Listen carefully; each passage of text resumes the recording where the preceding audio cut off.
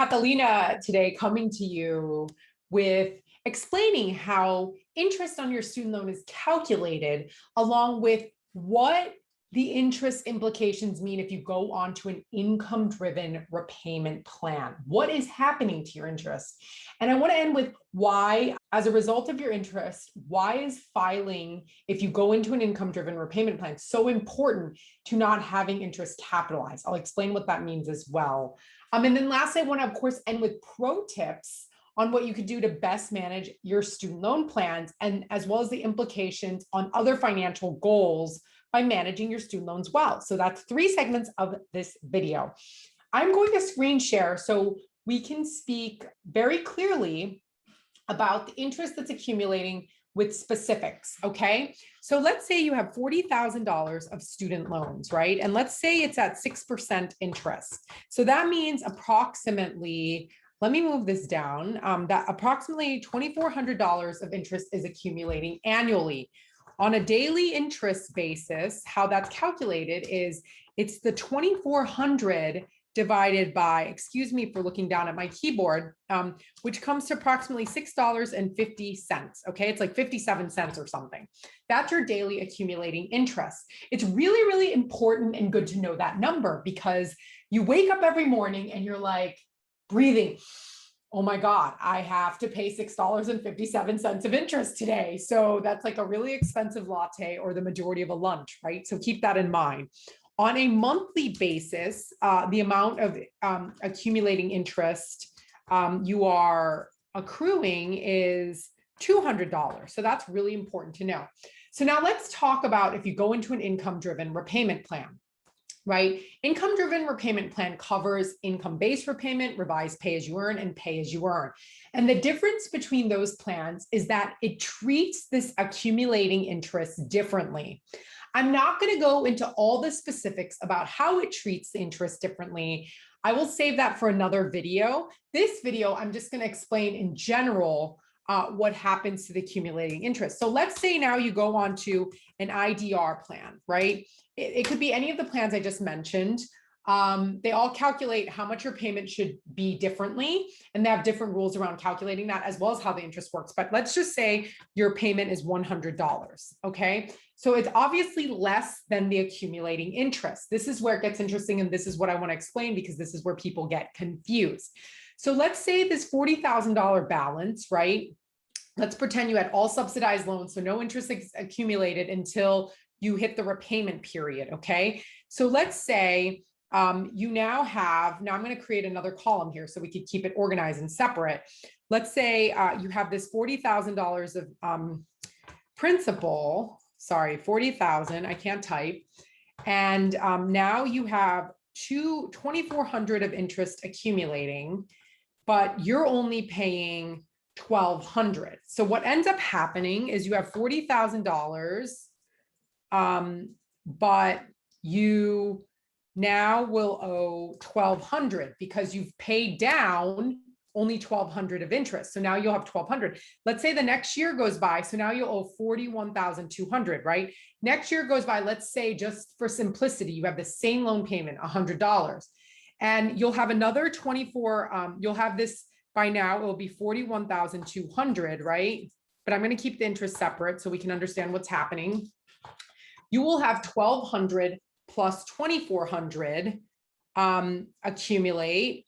That will be $3,600, right? But then you're going to minus the $1,200, right? Because that's how much you paid in from the $100 a month. So that means that you will now owe, it's now grown again to $2,400, right? So it looks like your balance isn't going down. And if we keep on repeating that, your balance is actually going up by $1,200.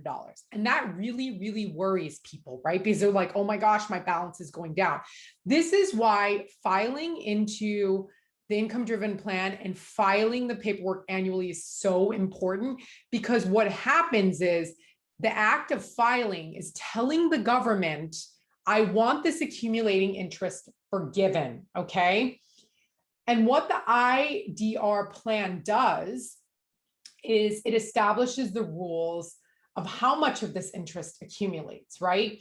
So for the first 3 years, that accumulating interest, the government will pay 100% of. So this amount you see here of 2,400, the first 3 years of repayment, which I did this example, the government will 100% cover the interest on all of the plans if it's subsidized loans. After the 3 years, all the plans will subsidize interest at different rates. Like revised pay as you earn will pay 50% of the interest. So let's say you pay 1,200, you have 2,400 accumulating, the government will still cover 50% of that interest, so only 600 will accumulate, okay? So that's an example. Filing and continuing to file is so important because it's telling the government, keep on subsidizing my interest, please, so it doesn't keep on going up and up and up. Another thing filing does is the total loan balance at the end of your repayment period, whether it's 10 years because you're a public servant, or whether it's 20 years because you're a private sector employee, or 25 because you went to grad school. There's different factors that calculate into this. The government will say, okay, anything you don't pay after that is forgiven. So even if the balance still stays at $40,000, you will get $40,000 of forgiveness as long as you have made your monthly payments and continue to file the paperwork. The number one error people commit is they're like, oh, well, I want to pay faster, I'm going to stop filing. That is a huge error, because what ends up happening is all that accumulating interest that the government would forgive now capitalizes, which means it goes on top of the principal. So now instead of 40,000, now you're going to have $42,400. But let's say you've done this for years and years and years, and 10,000, like you have more accumulating. Then what will happen is now you actually owe physically a higher principal balance, which means more interest is accumulating on a monthly basis. So if you have $42,000 in this formula, more interest is accumulating every single day. So instead of $6, it might jump to $8 of interest accumulating, right? It's really important that you don't let the interest capitalize, because then more interest will accumulate. So that's why filing the paperwork is so important, even if you want to pay your loans off quicker. People are like, oh, I got a better paying job, I don't want to do an income-driven repayment plan anymore. It does not matter. You have to continue to file or your interest will capitalize. There are 3 circumstances under which your interest will capitalize. You stop enrolling or stop enrolling on time. You consolidate your student loans. You do not want to consolidate your student loans willy-nilly without thinking about it. And then, of course, if you refinance your student loans and privatize it, it'll take all that interest, add on top of the principal, and make a new loan, okay? And then lastly, if you change loan plans. So for example, let's say you're on an IDR and you're like, oh, I don't really want it, I want to go on to an extended repayment. Well, guess what? That interest will now capitalize, okay? So be very careful of the actions and how you manage your student loans, because it can literally dictate whether you pay back, $20,000 or whether you pay back $80,000 based on borrowing $40,000. Okay, so it's really, really, really important that you manage your student loans well. It also has huge implications, because if your interest capitalizes, let's say somebody the other day took out about 40 grand, they came to us and they ended up having 20 grand capitalized, okay, because they were paying for years. So then they ended up now owing 60,000. So they went to try to get a mortgage and the lender calculated 1%. So now $600 counted towards their debt to income instead of $400, okay? So it's really, that matters to how much house you can afford, right? And that matters to the tune of about $40,000 more house you can afford if you didn't have that interest capitalized.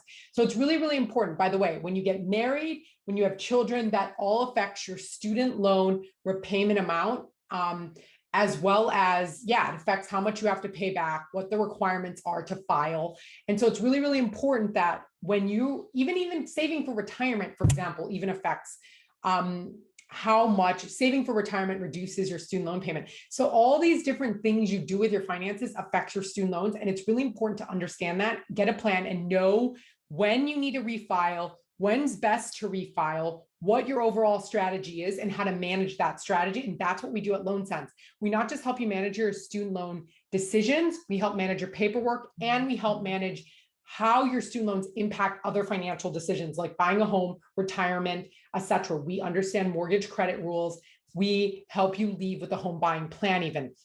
So if you believe this could be helpful, please do not hesitate to get started at My Loan Sense. If you like our content, please subscribe, hit the like button, leave your questions, comments. Love to answer them. Thanks.